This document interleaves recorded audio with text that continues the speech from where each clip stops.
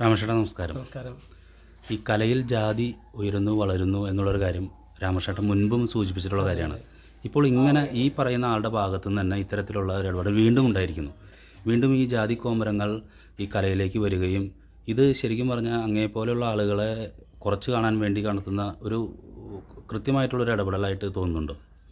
തീർച്ചയായിട്ടും ജക്സിനോട് സംസാരിക്കുമ്പോൾ കുറച്ചും കൂടെ വൈകാരികത വരുന്നുണ്ട്. കാരണം നമ്മളിത് അനുഭവിക്കാൻ വേണ്ടി കുറേ നാളായി. പിന്നെ ചേട്ടൻ മരിച്ചതിന് ശേഷമുള്ള സംഗീത അക്കാദമിയിലെ വിഷയവുമായി ബന്ധപ്പെട്ട് നിങ്ങൾക്കറിയാം. അപ്പോൾ നിരന്തരം ഞാനിത് അനുഭവിച്ചുകൊണ്ടിരിക്കുകയാണ്. കലാഭവൻ മണി എന്നൊരു വ്യക്തിക്ക് സിനിമയിൽ എന്താണ് ഉണ്ടായത്, അതിൻ്റെ അപ്പുറത്താണ് ഇവിടെ നൃത്തരംഗത്ത്. നമ്മളൊരു സെലിബ്രിറ്റി അല്ലാത്തത് കൊണ്ട് ഇതൊന്നും പുറത്തേക്ക് അറിയുന്നില്ല എന്ന് മാത്രം. പക്ഷേ കലാമണ്ഡലവുമായി ബന്ധപ്പെട്ട് ഈ പറഞ്ഞ വ്യക്തിയുമായിട്ടുണ്ടായ ചില പ്രശ്നങ്ങൾ കോടതിയിൽ നിലനിൽക്കുകയാണ്. ഇപ്പോൾ വീണ്ടും ഒരു 6 വർഷത്തിന് ശേഷം വീണ്ടും ഒരു യൂട്യൂബ് ചാനലിലെ ചർച്ചയിൽ കേവലം എൻ്റെ ഒരു സംസാര വിഷയം അവിടെ വരേണ്ട ആവശ്യമില്ല. ആ ഒരു വിഷയത്തിൽ പോലും എന്നെ വ്യക്തിപരമായി, നിങ്ങൾക്ക് എല്ലാവർക്കും അറിയാം ചാലക്കുടിക്കാരനായിട്ടുള്ള മോഹിനിയാട്ടക്കാരൻ ആരാണെന്നും സംഗീത അക്കാദമിയിൽ KPS ലളിതയുമായി ബന്ധപ്പെട്ട് വിഷയം ഉണ്ടായത് ആരാണെന്ന് എല്ലാവർക്കും അറിയാം. അപ്പോൾ അതുകൊണ്ട് തന്നെ നമ്മളെ വ്യക്തിപരമായ നമ്മളുടെ ഒരു പേര് വളരെ അതിൽ ഐഡൻറ്റിഫൈ ചെയ്തിട്ടുണ്ട്. ഇത് ഒരു കറുത്ത വർഗ്ഗക്കാരോട് അല്ലെങ്കിൽ കറുത്ത കാക്കയെ പോലിരിക്കും. അത് ആ കാക്ക എന്ന് പറയുമ്പോൾ തന്നെ അവർക്കറിയാം അതിൻ്റെ ഒരു നികൃഷ്ടത നമുക്കതിൽ വ്യക്തമാക്കും. അപ്പോൾ കറുത്ത വർഗ്ഗക്കാരായിട്ടുള്ള കലാകാരന്മാരോടുള്ള ഇവരുടെ ഒരു എന്താ പറയുക മ്ലേച്ഛമായ രീതിയിലുള്ള ഇവരുടെ ഇഷ്ടക്കുറവ് ഇത് എനിക്ക് കലാമണ്ഡലത്തിൽ നിന്ന് ഉണ്ടായിട്ടുണ്ട്. അത് തന്നെ ഇവർ വീണ്ടും പബ്ലിക്കിന് മുമ്പിൽ ഇത് പറയുകയാണ്. അപ്പോൾ എന്തായാലും ഇത് ഒരു നിയമവ്യവസ്ഥയ്ക്ക് മുമ്പിൽ തന്നെ ഇവരിൽ നിന്ന് പറയുമ്പോൾ ഈ യുഗത്തിൽ നിന്നുകൊണ്ടാണ് സംസാരിക്കുന്നതെന്നുള്ള ബോധ്യം അവർക്ക് ഇല്ലാതെയായിപ്പോയി. അത് എന്താ പറയുക, ഇനി വളർന്നു വരുന്ന കറുത്ത വർഗ്ഗക്കാരായിട്ടുള്ള കലാകാരന്മാർ, പ്രത്യേകിച്ച് പട്ടികജാതി പട്ടികവർഗ്ഗ കുടുംബത്തിൽ പെട്ടിട്ടുള്ളവരൊക്കെ കറുത്തവർ എല്ലാ വിഭാഗത്തിൽപ്പെട്ടവരുണ്ട്.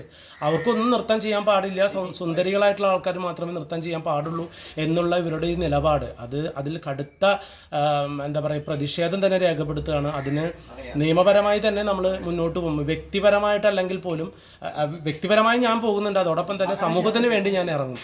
ഈ കറുത്തവർക്ക് വേണ്ടി ജയിലിൽ പോയി കിടക്കാനും തയ്യാറാണ്. ഇതുമായി ബന്ധപ്പെട്ട് ഈ കലാഭവൻ മണിക്ക് ഇതുപോലുള്ള ഒരുപാട് അനുഭവങ്ങളുണ്ടായി. ഇപ്പോൾ ഈ അടുത്ത കാലത്ത് തന്നെ അദ്ദേഹത്തിൻ്റെ സ്മാരകങ്ങളോട് നടത്തുന്ന അവഗണന, ഇതെല്ലാം അദ്ദേഹത്തിൻ്റെ കുടുംബത്തിനോടും ചെയ്യുന്ന ഒരു ഇടപെടലായിട്ട് തോന്നുന്നുണ്ട്. പ്രത്യേകിച്ച് ഇതിൽ ആ സ്ത്രീ പറയുന്ന ഒരു കാര്യം എന്ന് പറഞ്ഞാൽ മോഹിനിമാരാണ് ആടേണ്ടത്, സുന്ദരന്മാരായിട്ടുള്ള ആളുകൾ ആടണോണ്ട് കുഴപ്പമില്ല എന്ന് പ്രത്യേകം പറയുന്നു. അപ്പോൾ ഇത് ഒരു കാരണവശാലും ഈ പറയുന്ന വർണ്ണവരയ്ക്ക് അപ്പുറത്തേക്ക് കലാകാരന്മാരെ കറുത്തവർഗ്ഗക്കാരായിട്ടോ പട്ടികജാതി വർഗ്ഗങ്ങളിൽ നിന്നോ വരരുത് എന്നുള്ള ഒരു ചിന്ത വെച്ചിട്ട് തന്നെയല്ലേ തീർച്ചയായിട്ടും ഇതിലാടപ്പെട്ടുള്ളൂ. തീർച്ചയായിട്ടും നമ്മളെപ്പോലുള്ള ആളുകൾ ഉയർന്നു വരുന്നതിനേക്കാൾ ഭയങ്കര പ്രശ്നമാണ്. ഇപ്പം ചാലക്കുടിയിലെ ചേട്ടൻ്റെ സ്മാരകവുമായി ബന്ധപ്പെട്ട് തന്നെ നമുക്കറിയാം.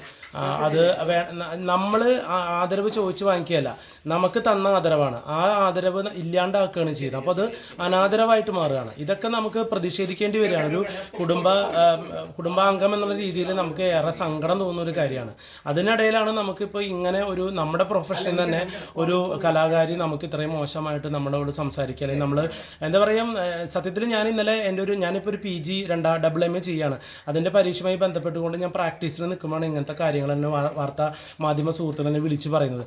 അപ്പോൾ എനിക്കുണ്ടാവുന്ന ഒരു മാനസിക സംഘർഷം പെട്ടെന്ന് ഇപ്പം എന്തൊക്കെ പറഞ്ഞത് ഉൾക്കൊള്ളാൻ നമുക്ക് പറ്റുന്നില്ല. കാരണം ഇതുപോലെ കാക്കയെ പോലെ കറുത്തവെന്നും പെറ്റമ്മ പോലും സഹിക്കില്ല എന്നെ കണ്ടു കഴിഞ്ഞാൽ എന്നൊക്കെ പറഞ്ഞുകൊണ്ട് അത്രയും മോശമായിട്ട് സംസാരിക്കുമ്പോൾ നമുക്കുണ്ടാകുന്നൊരു മാനസിക സംഘർഷം ഉണ്ടല്ലോ.